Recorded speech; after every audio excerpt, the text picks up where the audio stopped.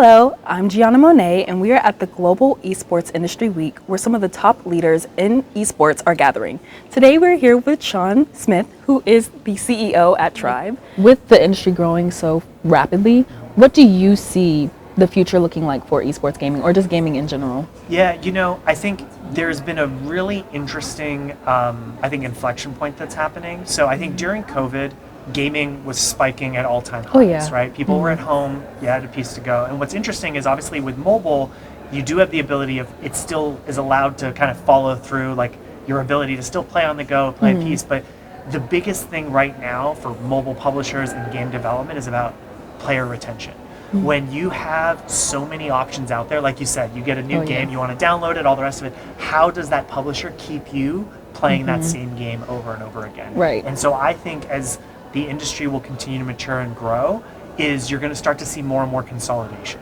And you're going to start to see, whether it's larger publishers acquiring smaller publishers, or you're going to start to see efforts to try to keep players in a certain ecosystem rather than continuously churning out new games. Okay, yeah. I mean, I guess the big thing that most people don't realize is a lot of times, now the mobile industry, mobile gaming is a little bit cheaper, but when you're talking about big AAA title games, those are movie budgets. Those are really expensive endeavors. And so if your game isn't a hit or if it's not successful, it can obviously have a big impact on the company. And so that's where I think there's going to be a lot of a push on retention and how to continue to monetize and grow existing player bases. I think this is maybe a little shaded from my view, but I would really like to see more mobile competitions.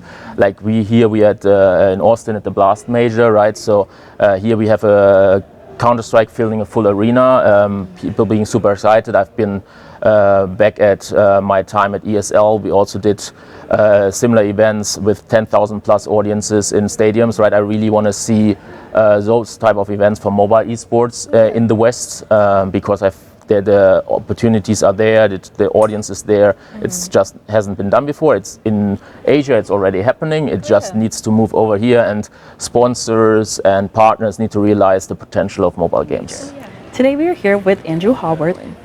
I think we will get we see much more regional diversity now. So we've got a studio which is built in Malta. We're building in Malta. We've got a multi-year relationship with Singapore. We've got a multi-year relationship with Texas, where from a Blast side, it's great that we have multi-titles under our belt.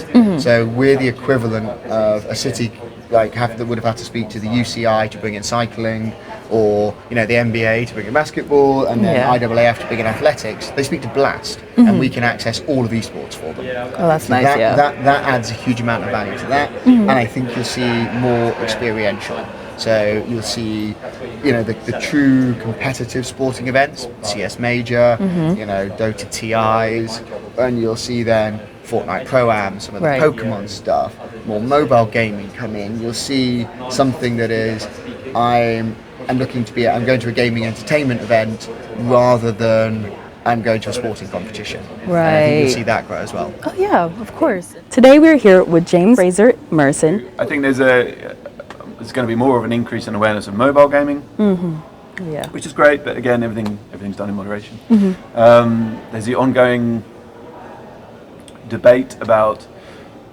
first of all, is esports a sport? What, if any, involvement should it have in the Olympics, and all that? And where, as an industry, are we able to this multi-billion-dollar industry that is also globally aware but incredibly niche at the same time? Where do we continue to give people these opportunities? Because otherwise it's a bit gatekeepery. It's a bit Wild Westy, which people have been saying for a long time now. So again, it's just, if we want this to survive and all the things that are going on globally, which we won't talk about now, and also people are losing jobs because of designing and gaming or whatever, how do we create a solid and kind of comfortable infrastructure for things to kind of thrive, but ultimately continue going up, right? If it stays the same, nothing changes. So opportunities and moving up again. Of course, yeah. Today we're here with Jordan Tribute. I think the future of esports looks like is very exciting. I see a lot of teams, transitioning, kind of moving from the old, kind of ways to more exciting, like one team I know that is building facilities that allow their audience, their fans to come and watch them live in their own facility, which is really exciting. I think that's really it's cool. kind of getting to that place where arenas and stuff like that are going to be owned by teams, and it's going to have more community support and really kind of bring everyone together. So that's one aspect I'm really excited about.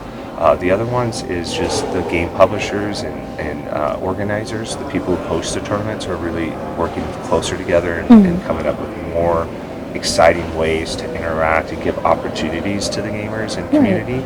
So I think the future is really exciting, and technology is getting more improved and more accessible.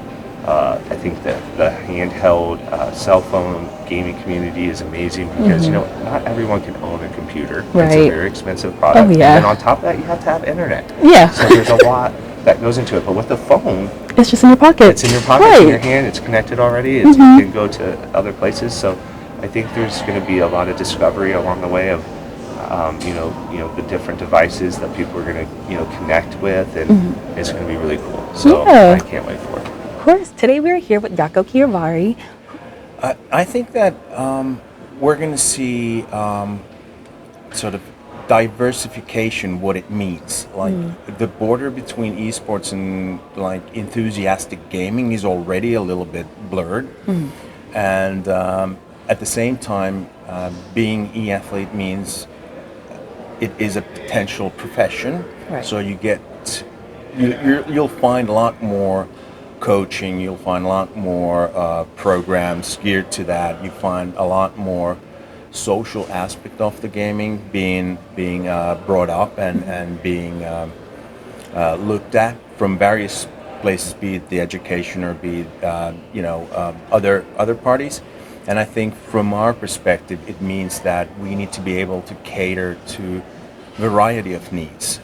So for example, hospitality, if resorts or hotels want to offer a gaming experience, we need to think through that, okay, what does it mean for them? How do we guarantee good security? How do we make sure that they can manage the equipment that we provide without perhaps having the esports insights that we have? And the same applies to education individuals as well. I think the whole ecosystem is becoming more varied and more colorful. Today we are here with Lauren Gold. Yeah, for us, again, as the organization that's really charged with a tourism strategy and bringing in that new money, right? Having residents show up to these events are great because it fulfills a quality of place initiative, right? You've moved to Raleigh, you're a gamer, you love to see gaming events or esports within our market. That's super important. But from a visitation standpoint, what we're starting to see again is measurable data, looking at the incentives of what we give versus what we get. I'm highly fascinated on the live stream broadcast side of it. It's really cool to go to a live event and see the reaction of the fans and the community around that event.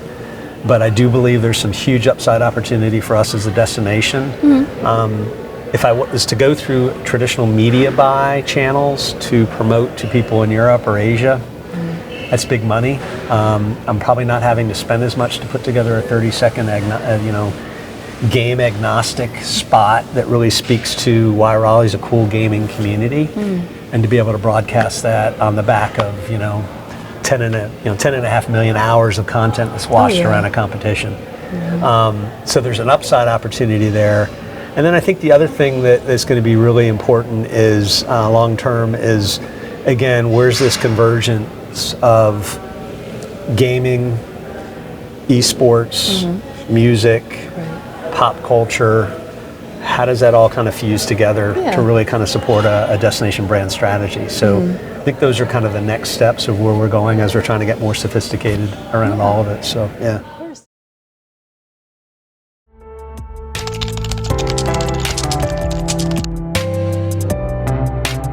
Today we're here with Vladdy.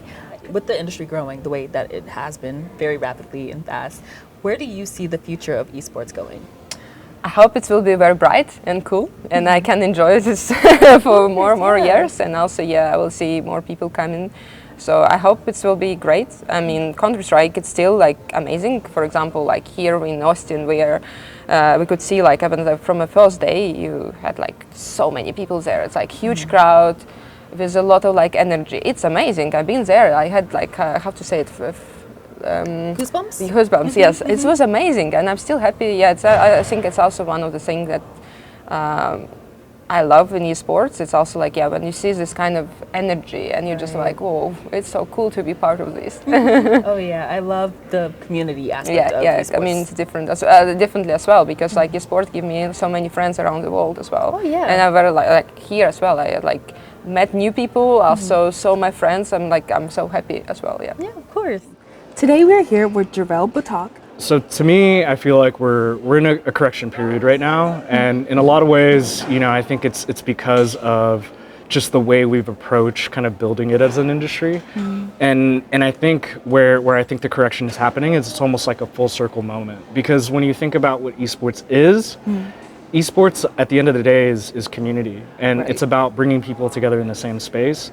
And I think there's been, you know, kind of pushes to define esports as a sport, define esports as a competition, and at the same time, at its core, you know, the very grassroots core, it was just about people coming together to play and have fun, right? And so I think for the future, the more that we center in on that, you know, original intention, we can really build a stronger industry. And so for me, you know, like we can have esports competitions, but I think surrounding that, it really should be an opportunity to bring in like cultural activities, cultural events, and like community together in creative ways. I mean, there's obviously some great examples, like DreamHack is a great example, Blast is bringing people together. There's a lot of really great examples of it, but I think we need more of it. And I think, and I think as we, you know, mature, and not just as the industry, but as humans, right, we're starting to see intergenerational opportunities to connect everyone, right? Because now the gamers are parents and they have their own kids that they're raising as gamers. So I think that's the biggest opportunity, is to see really a more broad community come together in these really unique spaces. Today we're here with Anna Bowman. Ideally, what I want to see in esports is again a bigger focus on how we make this industry accessible to everybody. I think the beauty about esports is that it's a place to belong to. We're a tribe of gamers. We love to compete, and this is true, you know, for all kinds of people, no matter the background or no matter whatever divisive factors we perceive in this world. And I think it's very important from a business perspective to have everybody in mind when we think this, for example, from a team perspective, that we create places to belong for everybody, no matter whether you're male or female or whatever your background is. And that is something I really want to see, because on the commercial side, it also means if you manage to achieve this, your customer base can be much bigger wider.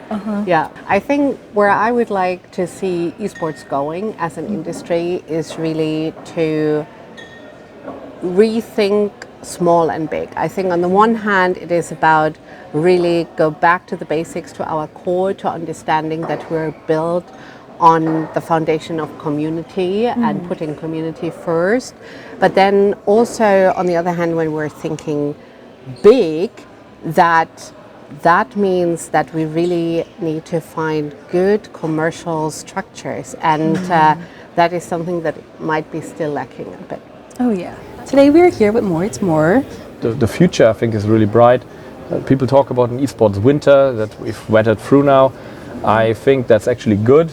We needed some kind of correction event, billion-dollar team valuations, and on stock indexes that don't really make so much sense and don't really point towards a sustainable direction. What is happening now and what we're trying to be is a foundation for the models of the future to evolve, and how you engage audiences, how you monetize content and data ultimately.